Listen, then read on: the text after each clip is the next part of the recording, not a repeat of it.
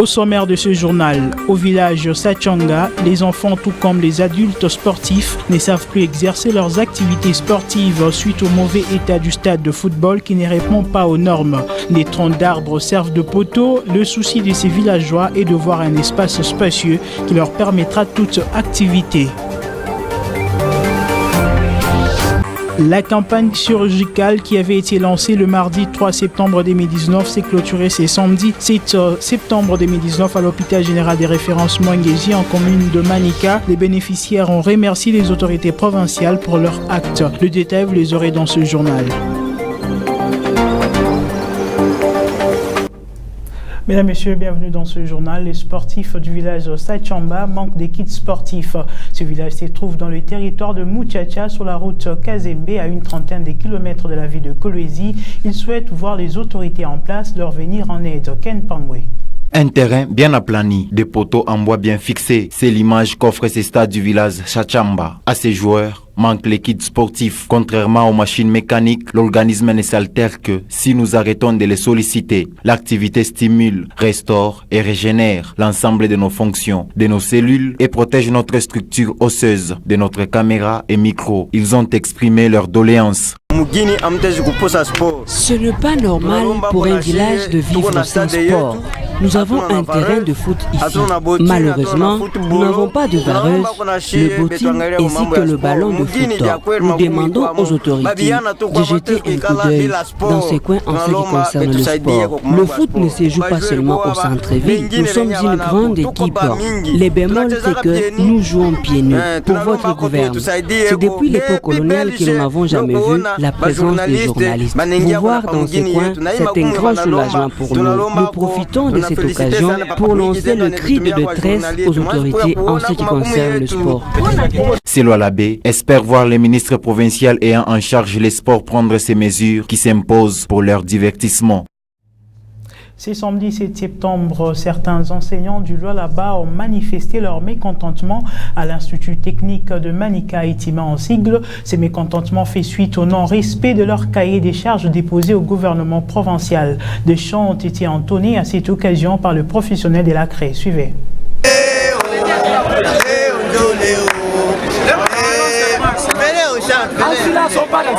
Ces hommes et femmes sont enseignants dans des écoles privées agréées et publiques du Lualaba. Certains d'entre eux viennent de l'intérieur de la province. Après plus de 4 heures passées dans la salle de l'Institut industriel de Manika, ils ont décidé de faire un sitting devant les établissements scolaires. Mais pour quelles raisons sont-ils mécontents? Notre souci majeur.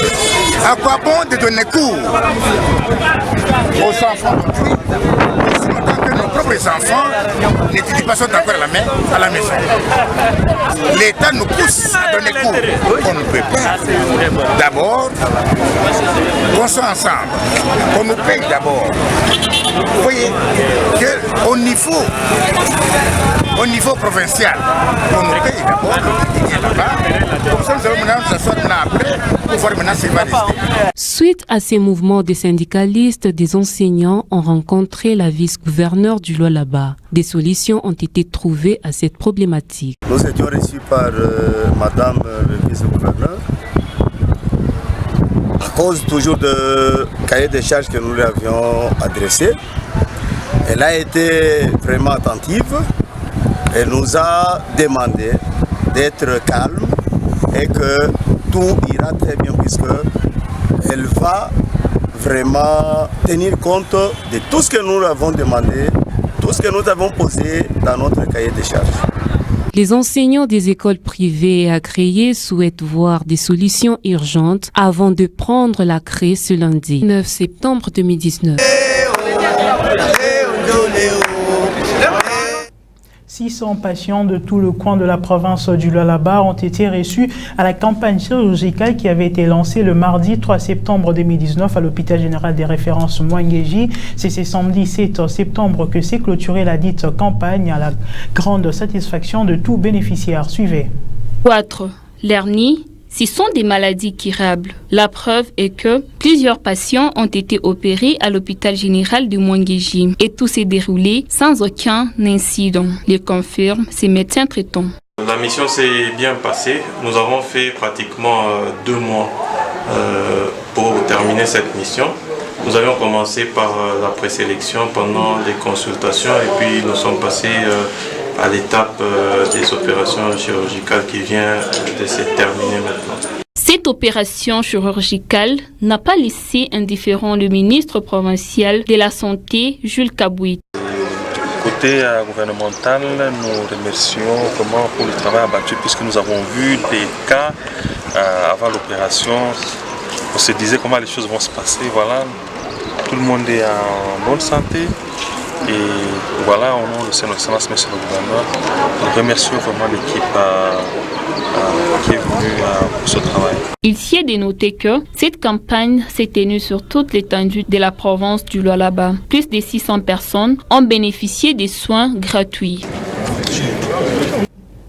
L'ancien président zimbabwéen Robert Mugabe, qui a dirigé d'une main de fer son pays de 1980 à 2017, est décédé à l'âge de 95 ans à Singapour. Héros de l'indépendance devenu déposte, il avait été chassé au pouvoir par un coup de force de l'armée. Retour sur son parcours dans ce commentaire de Naomi Banza.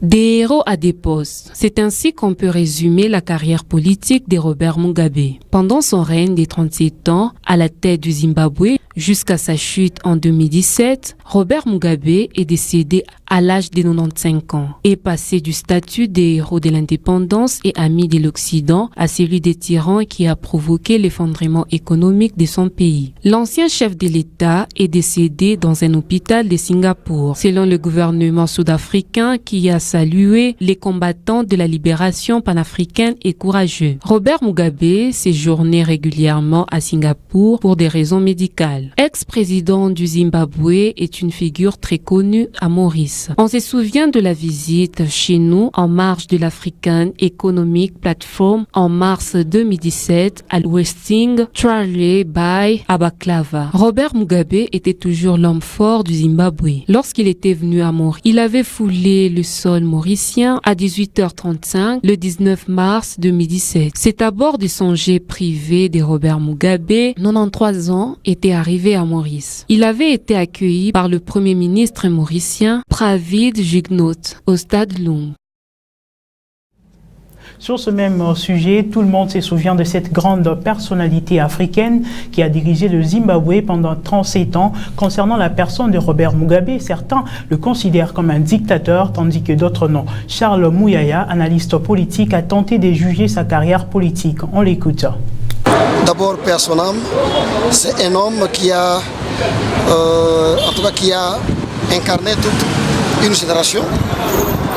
Robert Mugabe, sa carrière politique a fait des idéaux. Aujourd'hui, on parle de l'Union africaine. Il fait partie des pères de cette organisation. Sans oublier, paix à son âme également, Désiré Mobutu, la RDC, paix à son âme, Muammar Kadhafi, paix à son âme, j'en passe.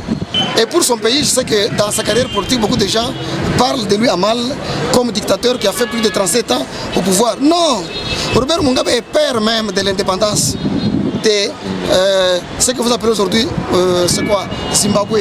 Mais moi, je peux l'appeler autrement parce que nous, on appelait Zimbabwe comme Rhodésie du Sud. Il y avait Rhodésie du Nord, appelée la Zambie. Rhodésie du Sud, aujourd'hui appelée Zimbabwe. Il est le père de l'indépendance, de la sécession même et de l'indépendance du Zimbabwe.